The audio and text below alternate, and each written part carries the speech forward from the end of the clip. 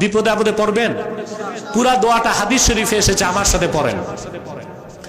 হাসবি আল্লাহু লা ইলাহা ইল্লা হুয়া আলাইহি তাওয়াক্কালতু ওয়া হুয়া রাব্বুল আরশিল আযীম।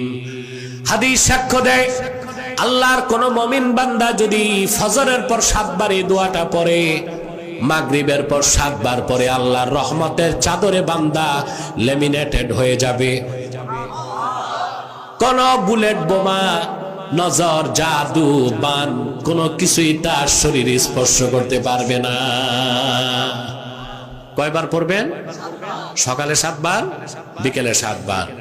হযরত ইব্রাহিম আগুনের মধ্যে। কাসাসুল কোরআনে ইবনে কাসির লিখেছেন,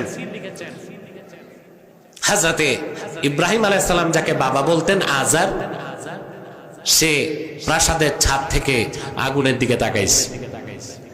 আজার তাকায় দেখলো বিশাল আগুনের কুণ্ডলীর ভিতরে সবুজ বাগান। হযরত ইব্রাহিম সেখানে হাসি খুশি হাঁটতেছেন। অনিচ্ছায় তার জবান থেকে বেরিয়ে গেল, সে বলতে লাগলো, নি'মার রাব্বু রাব্বুকা ইয়া ইব্রাহিম। আরে ইব্রাহিম, সত্যি আজকে তোমার রবের পরিচয় পেলাম।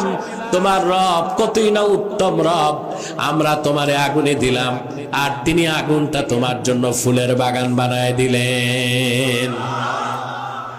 তাওয়ারিখে তাবারিতে